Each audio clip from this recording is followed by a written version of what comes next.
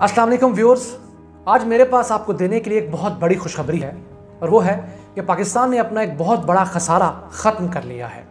जी हाँ, हम दुनिया भर से जो मुख्तलिफ अशिया और सर्विसेज इंपोर्ट किया करते थे उसका खसारा पाकिस्तान ने गुज़िश्ता साल 2019-20 में ख़त्म कर लिया है।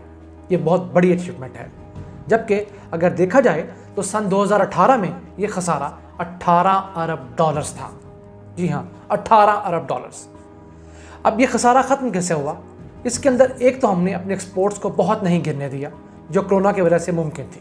बर वक्त इक़दाम किए गए, एक्सपोर्टर्स को हेल्प की गई, जिसकी वजह से वो तकरीबन 21 अरब 60 करोड़ डॉलर्स एक्सपोर्ट करने में कामयाब हुए, यानी उसकी अशिया या सर्विसेज। और इसके साथ हमारे रेस्क्यू के लिए हमारे ओवरसीज़ पाकिस्तानी आए, जो हर वक्त हमारी मदद के लिए तैयार होते हैं। उन्होंने 23 अरब 12 करोड़ डॉलर्स हमें भेजे। इस तरह कुल मिलाकर हमने 44.5 अरब डॉलर्स जो है उनको अचीव कर लिया। ये हमारा एक खसारा है। इसके अलावा हमने कई पेमेंट्स ऐसी करनी होती हैं, यानी हमने दुनिया भर से जो कर्जाजात ले रखे हैं तकरीबन 75 से 80 अरब डॉलर्स के, उसके ऊपर जो सूद है, प्रिंसिपल अमाउंट है, वो इसके अलावा है। लेकिन चलें, जो हमारी ख़रीदारी थी, जो हमारी बिक्री और ख़रीदारी थी, उसको हमने कम से कम कंट्रोल कर लिया है। अब देखते हैं कि ये जो रेमिटेंसीज में इजाफा हुआ है ये गुज़िश्ता साल की निस्बत कितना हुआ है। तो ये पिछले साल सन 2018-19 की निस्बत 6.5% ज़्यादा है, जबकि दुनिया भर के इदारे ये प्रिडिक्ट कर रहे थे कि पाकिस्तान की फॉरेन रेमिटेंसीज इस साल कम होंगी, क्योंकि सिर्फ यूएई से 60,000 पाकिस्तानी बेरोज़गार होकर वापस मुल्क में आए।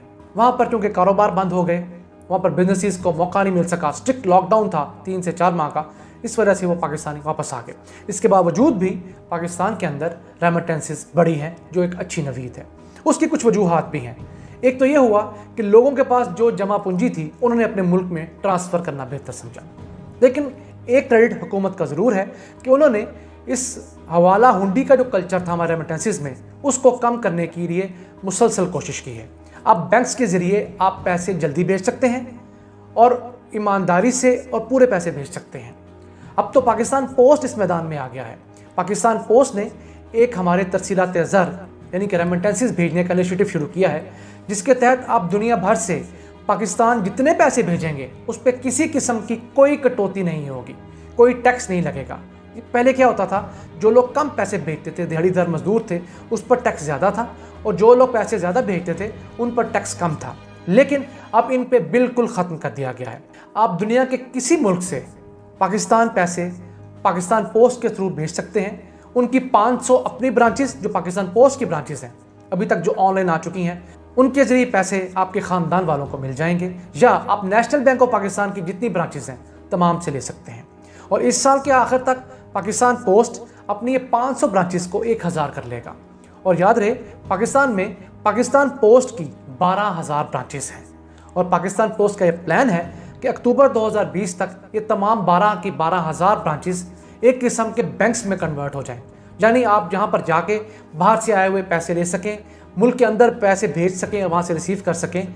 यानी कि वो पोस्ट ऑफिस भी होगा और उसके साथ उसी के अंदर छोटा सा बैंक भी होगा जो पैसों का लेन देन करेगा, जिससे हमारे दूर दराज में जो मुकीम पाकिस्तानी हैं उनको ये सहूलत मैसर आ जाएगी, उनको दूर कहीं जाना नहीं पड़ेगा। अब हम आते हैं वापस तरसीलात ज़र की तरफ। तरसीलात ज़र बढ़ाने के लिए जो हुकूमत ने इक़दाम किए, उनमें से एक इक़दाम ये भी है कि आप बरूने मुल्क से पाकिस्तान अपने किसी रिश्तेदार को पैसे भेजते हैं तो उस रिश्तेदार को ये हक़ दिया गया है कि जिस अकाउंट में पैसे आते हैं वो उस अकाउंट को जाकर मोबाइल वॉलेट अकाउंट करवा ले। अपने बैंक को कहे कि जी मेरे इस अकाउंट में फॉरेन रेमिटेंसीज आती हैं, आप इसको मोबाइल वॉलेट अकाउंट कर दें। उस मोबाइल वॉलेट अकाउंट का क्या फ़ायदा होगा?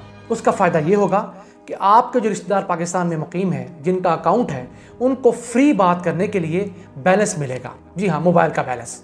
जितने डॉलर्स आप भेजेंगे, हर डॉलर के बस 2 रुपये आपके उस रिश्तेदार को मिलेंगे जिसके अकाउंट में आप पैसे भेजते हैं।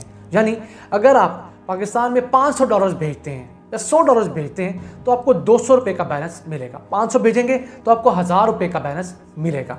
ये एक ऐसी सर्विस है जिसको कई बैंक्स देने से कतराते भी हैं, डंडी मारते हैं। अगर आपके साथ भी ऐसा बैंक करें तो आप आराम से जाके स्टेट बैंक ऑफ पाकिस्तान की हेल्पलाइन के ऊपर जो सामने स्क्रीन पर आ रहा है उस पर जाकर आप कंप्लेन करें और वहाँ बताएंगे कि मेरा फ़लाँ बैंक है, इसकी ये ब्रांच है और मुझे ये सहूलत मैसर नहीं, क्योंकि ये सहूलत हुकूमत पाकिस्तान आपको दे रही है। अब हम आते हैं हुंडी और हवाले की तरफ। हुंडी और हवाला एक ऐसा बिजनेस है जो 20 अरब डॉलर्स का बिजनेस है। यानी कि पाकिस्तानी जितना पैसा जायज़ कानूनी ज़राए से पाकिस्तान भेजते हैं, उतना ही पैसा गैर कानूनी और नाजायज़ ज़राए से पाकिस्तान भेजते हैं। उसकी 2-3 बड़ी वजूहात हैं।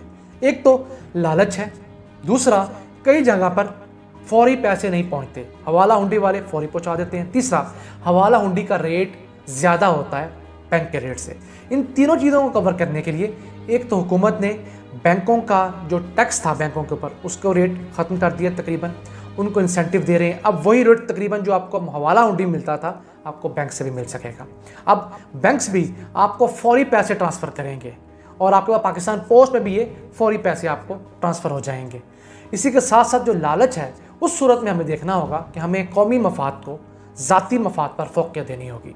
हमें ये सोचना होगा कि मैं 200, 400, 500 रुपये ज़्यादा ले लूँगा, लेकिन इसका मेरे मुल्क को कितना नुकसान होगा और उन स्मगलरों को कितना फ़ायदा होगा जो इस पैसे के ज़रिए कत्ल गारत करेंगे, मनशियात का कारोबार करेंगे और 2 नंबर सारा धंधा करेंगे। तो आप एक ना चाहते हुए भी उन कातलों को, बदमाशों को सपोर्ट कर रहे हैं अगर आप हुंडी और हवाले के ज़रिए पैसे पाकिस्तान भेज रहे हैं। तो मेरे जितने पाकिस्तानी हैं उनको चाहिए कि बैरून मुल्क से पाकिस्तान पैसा बैंक्स के ज़रिए भेजें, मनी एक्सचेंज के ज़रिए भेजें। इसके अलावा हुकूमत पाकिस्तान बैरून मुल्क से आने वाले पाकिस्तानियों के लिए कुछ और मराहत पे काम कर रही है, लेकिन न जाने क्यों सुस्त रवि का शिकार है। काम हो ज़रूर रहा है लेकिन आहिस्ता आहिस्ता हो रहा है। उनमें एक तो ये है कि जो पाकिस्तानी मुल्क में आएंगे उनको कस्टम की सूरत में राहत दी जाएगी, कस्टम उन पर ड्यूटी कम लगेगी।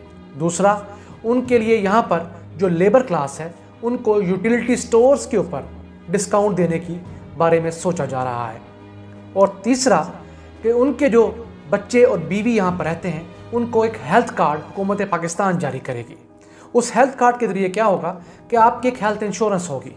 अगर आपके घर में कोई बीमार होता है और उसे हॉस्पिटलाइज करवाना पड़ता है, अस्पताल दाखिल करवाना पड़ता है, तो उसके 10 लाख रुपए तक के अखराजात हुकूमत पाकिस्तान बर्दाश्त करेगी। ये एक बहुत बड़ा मेजर चेंज होगा अगर ये हुकूमत करने में कामयाब हो जाए।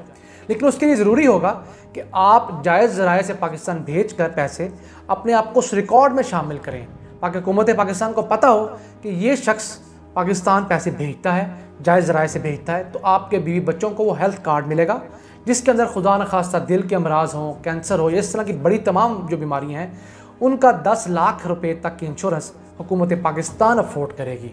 और इसी के साथ साथ कुछ चीज़ें और भी हैं। बच्चों के लिए इनके काम हो रहा है, उनको यूनिवर्सिटीज़ में दाखिले देने के लिए काम हो रहा है, लेकिन काम स्लो है। जो रफ्तार होनी चाहिए, ये जिसका दावा करके इमरान खान हुकूमत में आए थे, वो दावा अब तक 2 साल होने को है, पूरा हो जाना चाहिए था। लेकिन हमारी अल्लाह से दुआ है कि वो पाकिस्तान को इस मामले में सुरखरू करे।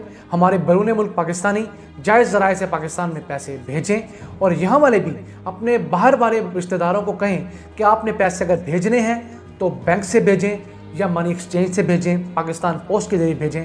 खुदारा किसी हवाला, हुंडी और इस तरह के किसी 2 नंबर आदमी के ज़रिए पैसे भेजकर ख़ुद को नाजायज़ सरगर्मियों में मुलव्वस ना करें। अल्लाह हमारा हामी नासिर हो। अल्लाह निगहबान।